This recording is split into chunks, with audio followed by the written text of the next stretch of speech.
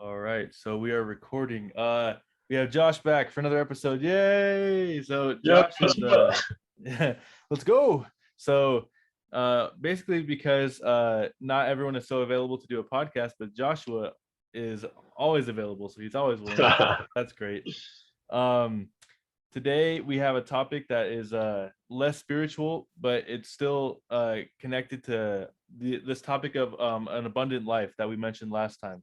And that's the name of the podcast that Joshua will be working on starting in the near future. So I love that topic, and that's why after our last podcast ended, I had the idea to reach out again and ask if you wanted to talk about health and fitness, because if you don't know the story, we served on the mission together, and then we ran into each other at the gym here on campus. And so it's a path that we're both on, and it's really something that everyone should be doing, but not everyone, like the information and knowledge is not so readily available to everyone. Some people are just left in the dark when it comes to health and fitness. So we have a little bit of an outline we're following, and I'll let Josh take it away. But first, we're going to kind of share our backgrounds, our perspective backgrounds, and like where we came from versus like where we are now, how we got to start on this path of health and fitness. So I'll let you take it away. All right, thank you so much. Yeah, health and fitness. Thinking back, I'm only 21 years old, so thinking back a little bit ago, I was like when I was a kid, I was super underweight. My mom told me that she used to like double fry my chicken nuggets so I can get more fat on me. So I was so skinny. Um, and I remember in seventh grade playing soccer, and I would like eat lollipops before practice and stuff, like super, just kind of like clueless when it comes to health and fitness. And when I got to high school, though, my brother, he was older than me. He played football. He invited me to come lift with him and his friends. I was like, what does that mean to lift? Like, I was so clueless. And then after I did that, he did. I worked out. I ate what he ate, drink what he drank, protein shakes and stuff, and I got a lot more healthier. And from then on there, my motivation for like focusing on health and fitness, what I was doing, what I was eating, was for sports performance. I played soccer, football, and tennis in high school, and it was pretty important to me to perform well. So, with any sports, physical sports, you got to be at your best to perform your best. So that's why I focused on exercising, eating right. And so I lifted in the gym through high school, and I would do like cardio and exercises with my team during their respective seasons. And so through high school, definitely, I'm not underweight anymore. That's a good thing. I'm around 5'11". If I wear shoes, I'm like around 6 foot, and I'm that's my weight myself. I was like 177 pounds. So I think it's pretty normal, that height and weight ratio. And yeah, so what I do now, I guess I'm thinking back also just um, times when I do exercise and focus more on my diet, nutrition, make sure to eat right, eat healthy, I definitely feel a lot better. I feel cleaner and more content. That's my like quick backstory of how I started to focus more on health, nutrition, and exercise. Okay. And so before I go, I wanted to ask you a question. So you kind of mentioned what you're doing now is like some basic lifting and stuff. What are your goals of what would you hope to be able to do with your body in the future? What are your goals for fitness in the future? Yeah, I guess more what I do now is I definitely go to the gym. I try to go 5 days a week, and I'm trying to find a way to sprinkle some cardio in there. I love running and jogging. Last Monday, I ran in the Provo 5K, Temple 5K with the shirt on now, and so I want to for the future. I want to find a way, maybe do some more research, ask around, and experiment a bit on the best way I can do both like jogging, sprinting, exercise, and also with the gym. And what I want to do in the future is find like a set, like split, like go to the gym 3 days a week, 4 days a week, and then run on other days, and then just focus on just getting stronger and maintaining like good fitness condition for a long, long time. I want to be able to like I don't know if my kids play sports, like play with them, compete with them, practice with them. It was super fun. It's my long term goal, just like get stronger and stay fit. For me, I don't really care so much for lifting or working out for aesthetics. Um, I know some people who do. That's the main motivation. I think a problem with that is like they're never really content with what they look like because they always could be better, more stronger, more. leaner, more defined six pack, pecs, whatever. And so that can kind of be, after a while, like kind of, well, if you don't reach your goals, you could be discouraged. And so that's why I'm not that motivated by aesthetics, like lifting or working out to look good. Um, I still, I guess, a small reason why I do, but not my main focus. Yeah, just to stay healthy and fit for a long time. My goal is to live to 100 years old, so that's my goal. So. Yeah, got to do everything you can. That's a pretty lofty goal there.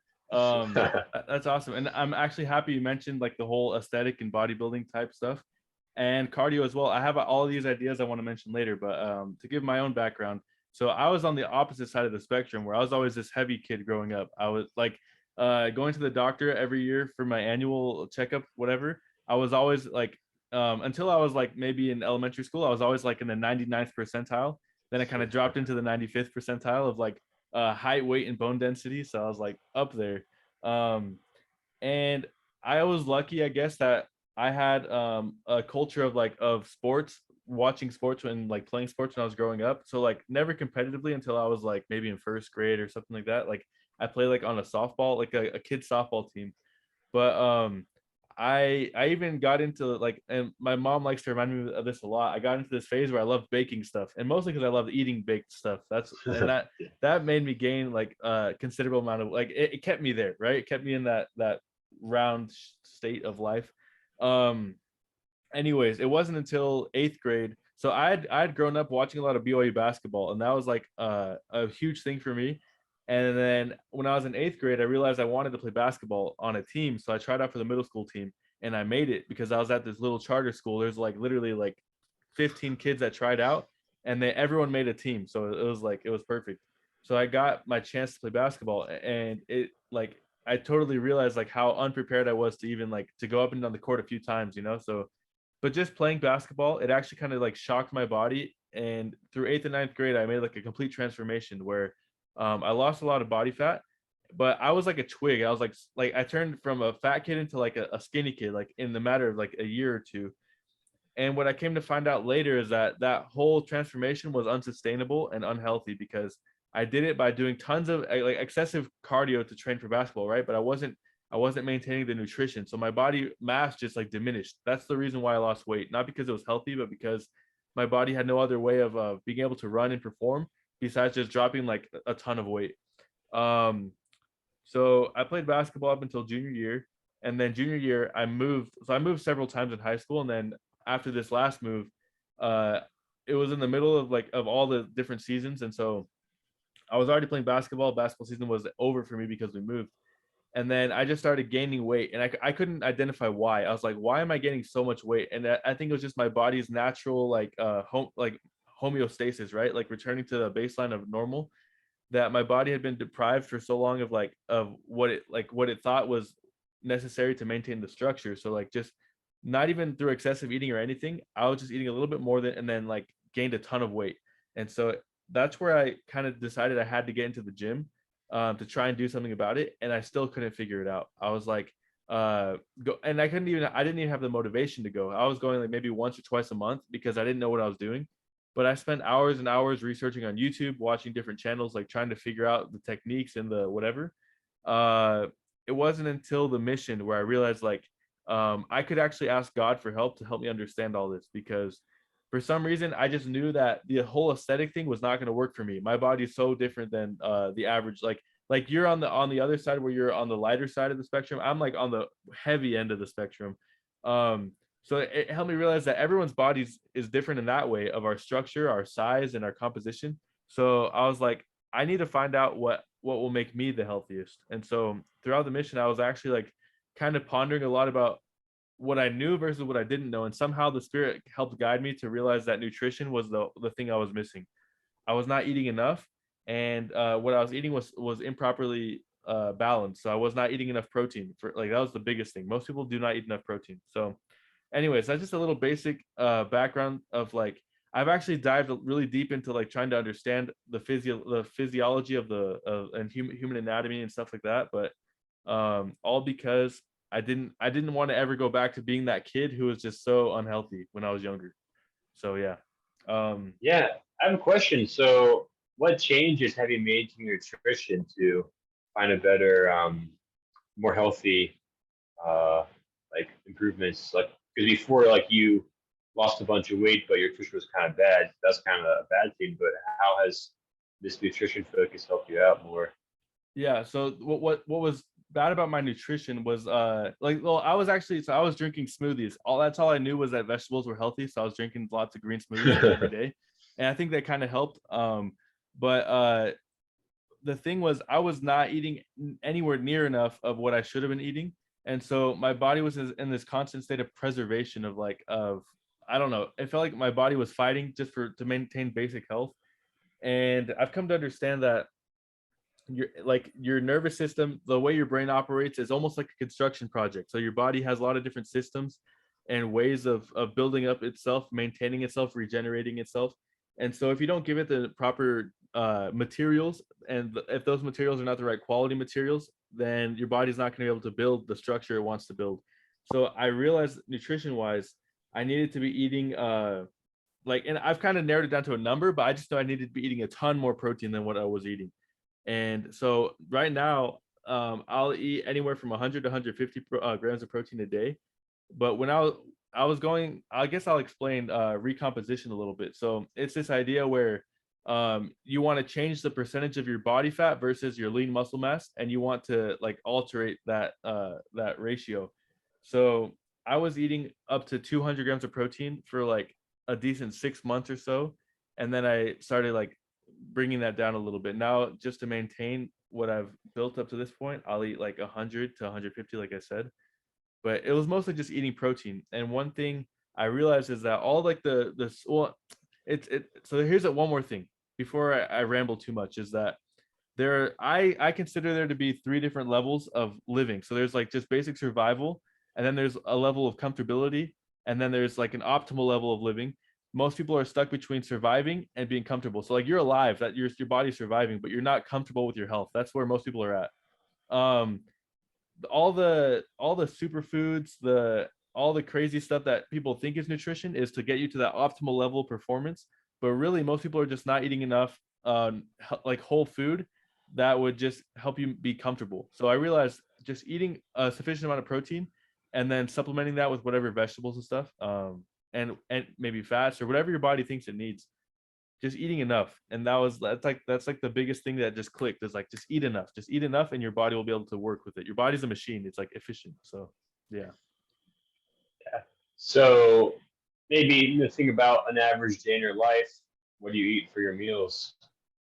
So when I was doing this recomp, so basically I narrowed it down. I got this process where every week I'll buy up to like 5 different sources of protein. So I'll buy like chicken, ground turkey, eggs, this Greek yogurt that's like super high in protein, and then like milk or something. And so, or sausage maybe, or there's a couple extra options that you can rotate in and out. Yeah, That way rotates. you don't get so tired of eating the same thing. But like I'll eat when I'm eating a lot, I'll eat 2 big meals a day. I realize that 3 is too much for me, like in terms of having to prepare it and like all that stuff, it just takes too much time. So I condense all my eating into 2 meals, and I'll try and eat like 80 to 100 grams of protein uh as a max, like for my meal, depending on how hungry or how much I think I need that day, because I think that fluctuates throughout the week. Not every day is the same for your body. Your body doesn't operate on the daily schedule, it's more like a weekly schedule in my opinion. At least my body does. I feel like some days I don't need to eat as much, some days I need to eat more, but anywhere like around 80 grams of protein per meal is about how much I would eat. And then whatever else I think I need for my body, like I might feel like I need to drink some milk or eat like a sandwich or do like eat a little bit extra fat, I do that to supplement. But it's mostly protein I think that your body needs. Wow, so you can kind of tell what your body needs on any given day, and you just kind of respond to what you feel you need. Interesting. Yeah, so it's a long process, but basically there's a psychological aspect where your body has emotional connections to certain things. It's hard to let go of certain things. So I had to learn to distinguish what's a craving besides what's a craving and what my body actually needs. So if I want to eat something and my brain's telling me to eat something, I have to decide, am I eating it because I feel a certain way, or am I eating it because my body like actually wants it physically? So if I'm feeling in a certain emotional way, I'm going to have this craving for a weird, like something that's not productive for my body. I know my body doesn't need it, but I want to eat it. I have to distinguish that from like, maybe my body wants something I don't even want to eat, like psychologically. I'm like, why would that's not appealing to me? And that's probably what your body wants, like actually needs to build itself. So yeah. Yeah, that's cool. For me, like for breakfast, oatmeal. Now, at first, I was not a big oatmeal fan, even though it's super healthy for you. But I thought like, oh, I'll put peanut butter in it. The peanut butter oatmeal kind of melts it in. It gets super Yeah. silky smooth. It Yeah. tastes so good. So every day, oatmeal, peanut butter, and then some eggs here and there. And for lunch, I work Monday through Friday, so I pack a lunch, like a turkey sandwich, carrot sticks, celery, and apple, hard-boiled eggs, and then for dinner, um, so I do meal prep on Sundays. I cook like dinners for the week and put in Tupperware containers, and so like ground beef, black beans, corn, brown rice combo, and then the other one is a chicken Alfredo pasta combo. And so that's like I alternate those. That's pretty sure I eat. I don't do much at all, like counting wise, like my number of carbs, proteins, calories. I think that's one level I may get to eventually, but right now I think I don't know. I just don't care that much to count everything I'm partaking or consuming right now because I don't know if it's not broke, don't fix it. I'm still getting stronger and like doing better. But I think there comes a point where people who want to get serious about like exercise, lifting, they do got to start counting those calories and kind of micromanaging their diet. But I'm not there yet. But one day, we'll see. Okay, so I had a question. How does your body work with carbohydrates? Like, what is your relationship with carbohydrates? Because mine Oh, I love them. personally, I don't really eat a lot of carbohydrates because it's not optimal for my body, I don't think, but it works for you. Yeah. I every meal pretty much has a um, bunch in oatmeal. For lunch, I have like my sandwich bread, whole wheat only, carrot, celery, the fruit there, and the pasta or the tortilla wrap, and the beans and corn for dinner. Yeah, I think I consume that the most, honestly, carbs. Hmm. And I feel fine. Yeah, a lot of energy. But that's one thing I've noticed. Like if I eat right, I just like, have more energy all the time. I'm not like lethargic or sleepy or tired. So yeah, it works good for me. The carbs. Okay. So I have a theory about carbohydrates. And maybe this more applies towards like a heavier person with a higher body fat percentage, but I mean in general. So in terms of human evolution and biology and stuff like that, I think it's like generally accepted that your body requires protein and fat to survive, and carbohydrates are more supplementary.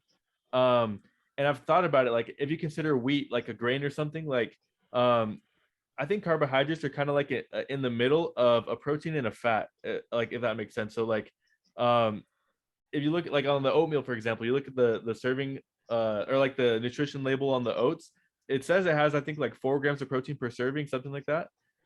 Plus, I'm not 100% sure, but like, doesn't it get broken down into like glucose, like whatever the sugars are, the simple sugars in your body, like after you digest it, it breaks down and then it converts in some of it into fat storage, I think.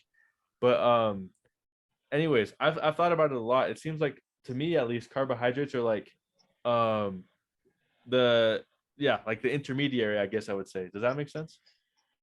Yeah. From what I know about like lipids, fats, carbs, and protein, like lipids, like they store energy super effectively. I think they store twice as much in the same given space. And carbs are like, um, I guess like if you need like a quick pump, like get an apple, get a quick snack, some carbs, they'll give you energy. Fats like to store energy. Um, Proteins, when it comes to like energy, they don't do much, I believe. Mostly the amino acids they contain, or whatever proteins they contain, they help on rebuilding your Yeah, the muscles structural components. stronger. Yeah. Yeah, and they catalyze quite a few chemical reactions you need. Like they break down like lactose in some people. They don't have or they don't produce the amino acid needed to break down lactose. So that's why proteins are important. They build you up and help your body survive. And to make sure all the cells are doing what they're supposed to do. So yeah, I guess yeah, fats and carbs are more similar. They store energy, and some people store a lot more than less. Like for me, I have a pretty high metabolism. Like I eat a lot throughout the day. I eat like my breakfast, lunch, and dinner are all really big because I need it, or else I'll get hungry and like slow down. So I think that's why I like carbs a lot because I need them a lot more often because I metabolize my food pretty quick. Yeah, and a lot of difference. Some people don't that way. So Yeah. And so I guess we're noticing here that like our bodies operate slightly differently. Um, and we talked about this right before this about like social media and the altered perception, I guess, of how we compare ourselves to other people, and we assume because one person's body looks like this that this should be true about my body or something like that. What would you have like as a word of advice to anyone? Do you disregard social media completely? Do you do you look to certain people, and like how do you know what's good and what's bad in regards to social media? yeah, first principle I live by is comparison is the thief of all joy. And so if you look at someone who looks super fit, you're like, oh man, I'm not that fit, then you'll be down. But I don't really trust anything on social media, like especially the visuals of pictures and stuff, because you don't know how much Photoshop is into that, or if the lighting is affecting it at all. And so if you're looking to social media as your main source of like um, knowledge, look somewhere else. Motivation, I think it's pretty good for motivation. Like seeing fit people, that can motivate you if you have the right perspective.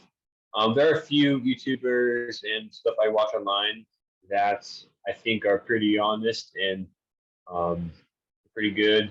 But generally, the stuff I research and look up, it's not on like any social media platforms, like on just like Google, like WebMD, stuff like that, like actual scientific and papers like that. And so just find your goals and work hard, work consistent, eat right, and then you'll be fine. But yeah, don't go to social media for like wisdom because you won't find it. The people there will try and get quick views for quick money. That's a problem too because these people can be sponsored by like supplements that like pre-workout stuff and like creatine, whatever. I guess creatine that's actually well researched, but other things that aren't as well researched that could be like negative side effects. They get money if you buy them, and so they try to advertise them and take your money, and then yes. Anyway, just don't trust social media that much. Do all things and like with a discerning eye. That's what I say. Yeah, I agree. You have no idea what's happening behind the scenes. Like that picture was taken or that video was taken in a moment, and then there's 23 hours and 59 more minutes of the day where you don't know what they did. You don't know what drugs they're taking if they are, or what else is going on. I guess when it comes to social media, I like to learn about functionality. So if someone's teaching about functional fitness, I can assume that can be applied generally to most people. Like, but yeah, when it comes to aesthetic, everyone's body is slightly different. Like aesthetically, like people are shorter, taller, wider, like heavier, lighter. I don't know. Every single variation exists. But when it comes to functionality, all our limbs and all of our like placement of joints and all that stuff is the same basically. So I look at people on social media only when they teach like functional movement. And then outside of that, like you said, I don't really pay attention to it. You don't know anything about those people personally. So um I was gonna ask because I'm sure we have like at least 10 or 15 more minutes, maybe. Well, I guess let's go really quickly into protein powder. So this is my understanding of protein powder.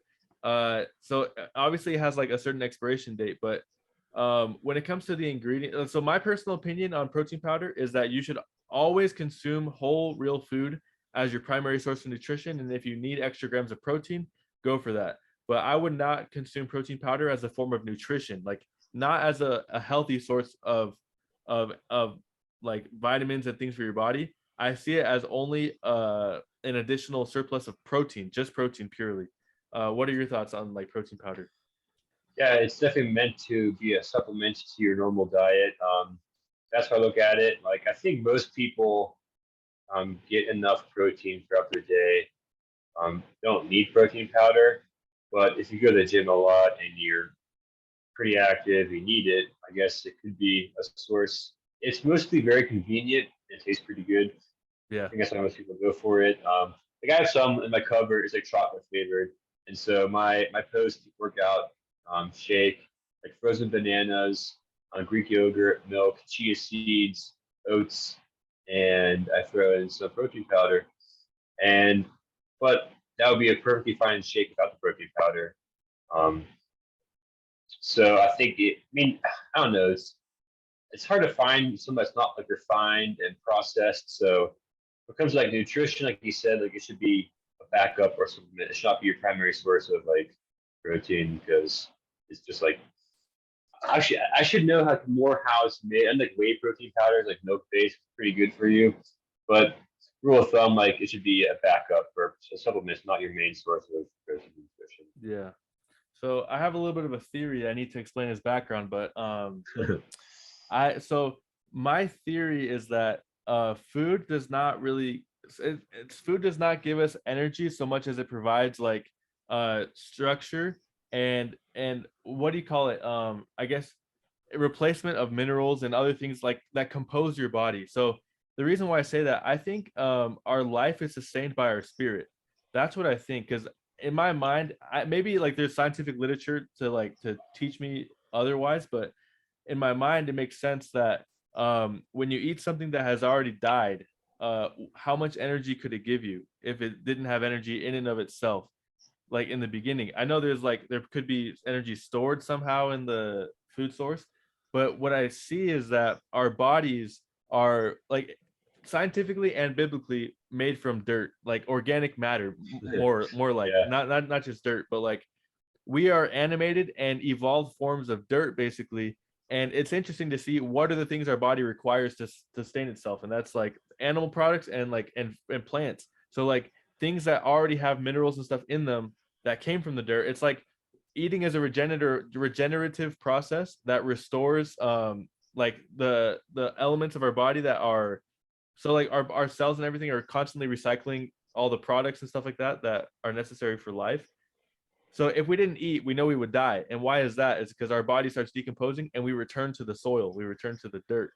So I see eating more as like replacing those minerals and those like the structure of the body. And then there's an extra energy element from where, I don't know where. And that's what I'm trying to identify. Do you know anything about that? that's really cool. I got to think more about that. It's awesome. Nice theory. I do know that like whenever we eat food, our body breaks it down. Mostly it's like the C6, H12O6, glucose, and from there it just makes ATP energy. And I mean everything can be broken down to dirt or like elements. Everything's made from elements, like carbon, hydrogen, oxygen, and different forms of that. And so our food is contains those things. Our body breaks it down. It takes what it needs to make more cells, make ATP, build up more muscle, protein, amino acids, stuff like that. And so I guess um, the life force that keeps it going, whether it's your spirit, whatever it is, I think part of your spirit. Because like I don't know, whenever something dies, if your spirit was not required to do so, it would keep um, reproducing the cells, keep building up the body, just not be functioning or conscious object. Like imagine like I died right now. If my spirit was not required to, um, I guess, boost or energize the process of the body being function, um, having a function, then my body would still keep growing, but I'll not be like my mind wouldn't be here. If it makes sense. So I think you're onto something there. If our spirit leaves our body, everything shuts down because our spirit is like the main force that powers the body, that powers the brain to give instruction to these cells, keep doing what you're doing, keep building, keep growing. So I think you're onto something there.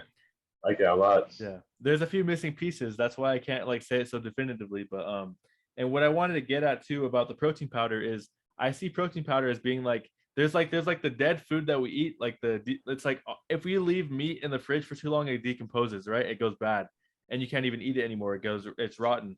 The protein powder is like even more. It's not bad for you, but in the sense of like what nutritional benefit can it give you if it's like a bunch of ingredients that are like either synthetically produced, like they're not even real food. Some of it is real food, like the whey isolate and all that stuff. I don't know. I don't see it as a source of nutrition, in my opinion. So like, I don't see it either. It doesn't match the, like, I would only eat protein powder if it either matched or surpassed the nutritional benefit of real food.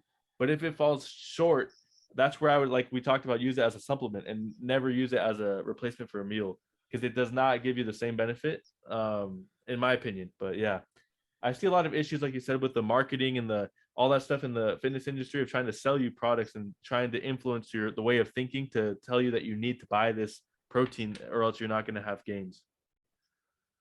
Yeah, and I think you're on something there. And I think the more people do research on their own, I need to. I think we all need to keep learning. The more people learn for themselves what to do and not to do, they won't be fooled by social media or influencers trying to get your money and um, control how you think and do stuff. Yeah, I agree. Yeah. So we have 8 minutes left, and unfortunately, we're not going to get to the majority of things that we wanted to talk about. It's because there's so much to know and so much to learn and so much to be discovered still about fitness. But I wanted to go into the ethics of bodybuilding and the ethics of like this aesthetic-based training. We already talked about how it's not sustainable because you're going to look yourself in the mirror and hate the way you look, even though you spent months crafting and sculpting this body. I actually have a practical, I guess, critique of this style of training is just like basic human evolution. The fact that bodybuilders have not existed for most of time, most of the human evolution have not existed until now, until this age of abundance where we have so much food. But like, let's say you're a bodybuilder, you need to eat 5,000 calories a day to sustain your physique. And then all of a sudden the economy crashes. There's like a food shortage, right? It's like it's not an optimal or sustainable. And I would agree, not I would argue, not even healthy. It's not even a healthy way of training. And though I'm gonna go into one specific thing, and I'll ask for your thoughts. Is hypertrophy training is the basis of bodybuilding. Hypertrophy means that like the time under tension, a forceful contraction of the tissue, and then it allows extra blood and fluids to flow through the muscle. It like forces your body to pump blood into the muscle. That's where you get a pump, right? um so basically the thing I see, that like the shortfall, the shortcoming, I guess, of bodybuilding is that you're forcing your muscles to grow more than what's normal, and you're kind of turning your balloons into your muscles into water balloons, if that makes sense. And you're trying to make this a long-term effect. And I don't know, when I train bodybuilding style, like I've done in the past for a little bit, I see that when I'd stop, it's the regressive whatever is so quick. Like you lose that muscle tissue just as fast as you gain it if you don't do it like consistently. But then when it comes to strength training, you can maintain those strength gains for longer. So do you have any thoughts about that? I mentioned a lot of things there, but yeah. Yeah, just I'm thinking like based on what we know about the first humans, they were farmers, Adam and Eve, like they were called to till the earth and farm, get animals. And up until I guess there was a surplus of food and time, people didn't really need to exercise because their job was so demanding physically. They're all Yeah. in pretty good shape because they had to be. And I think that's kind of lifestyle I kind of want to get to someday. I mean, I have it now. I work pretty labor intensive, but I'm going to school now for chemical engineering, not too labor intensive, not very strenuous on the body to use your brain and do stuff like that. And Yeah. so I think if we just got to make it part of our lifestyle to um, be active, use our bodies, and I think on bodybuilding, some people like they really enjoy it, like for themselves personally. So whatever works for them, I guess. I'm not too sure about how healthy it is. And I know it takes a lot of food and energy and time to maintain that. And if they stop drastically, there could be some repercussions, not too good for them or their bodies. But yeah, I think just find a good balance of everything, good balance of how much you exercise, what you do for exercise, whether it's running, your sports, and ways to the gym. And I think, however, I think what we both agree on is like nutrition is like very, very important. Probably like, I don't know, 70% nutrition, 30% what you do with your body, I'd say. Because the way you exercise, like what you eat fuels your body, it shapes how it grows. And You got to make sure you're eating what it needs to grow, what it needs to perform its best all the time. So my thoughts about that.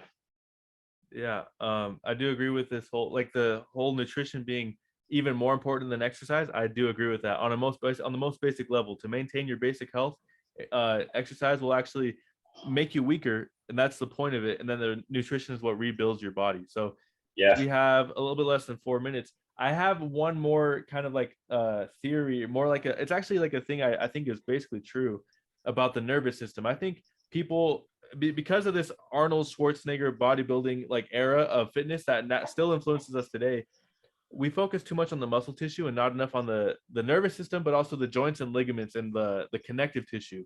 I think that's actually more important in terms of joint health and mobility and all these things. Your muscles are just supplementary to your body's motion, but what allows that motion to happen, we don't often think about. So to explain, I have this theory that your nervous system works a lot like the iOS system in an iPhone. It's like it requires updates, like growth spurts, certain things like that when you're growing up, right? You don't ever go back to the same height and weight you were when you were 12. Like your body knows it has to maintain a certain status, like a certain level, a standard. So what happens is that your body obviously requires, like babies require lots of nutrition because they're developing so fast. You don't stop developing until you're like around 30, or like, I don't know, 25, 30, even up to, until then you can still be developing in your brain and everything. Your body's constantly requiring the upgrading. And so I feel like once your nervous system is ready to make that next jump to the next level, it requires, like I said, like a construction project. It requires like materials, job training, which is like exercise, teaching your body how to perform. The quality of materials is important. When you supply enough of that, your body reaches this level where it's able to maintain.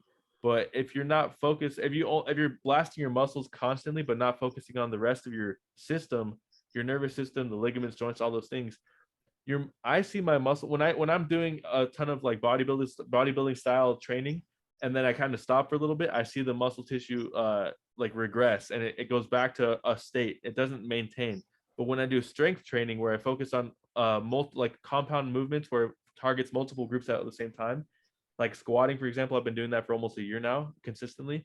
Like the gains stay there. They don't leave. That's like a thing I've seen. So you got a minute and 30 if you want to say anything about that. Yeah, I think that's great to focus on the more behind the scenes kind of things of body. Like everyone sees the muscles, but no one really sees the brain or how the brain sends signals to your joints to move. Your muscles are there to help your joints not get destroyed by what you're trying to lift. And yeah, I think we just go back to basics and all things. We can't go wrong there. Yeah, And for sure. I think, yeah, just find your purpose for lifting, whether it's for aesthetics, um, to be strong, to serve, to have a long, good life, be healthy. Find that purpose, whatever works for you, and then do what you need to do to make sure you can do that consistently and be strong. Yeah, definitely today from this conversation, I want to learn more about functionality, like what joints move what muscles, ligaments, all that. And I don't know, I think fish, I got to eat more fish too for more brain food, more brain power there. Yeah, I really enjoyed this discussion and definitely got some homework for myself to more things to study and learn and to improve. Yeah, for sure. And for everyone watching, we didn't cover like even half of what we wanted to talk about, but that's why we're talking about this, because there's so much to learn. So I'd recommend everyone doing anything they can to research. But yeah, that's it. Thank you, Joshua. You're the best. Thank you again for being willing to help me. Yeah. Anytime on Saturday. Saturday's my free day, so Aye, aye. All right. See everyone later. yeah. See ya. See ya.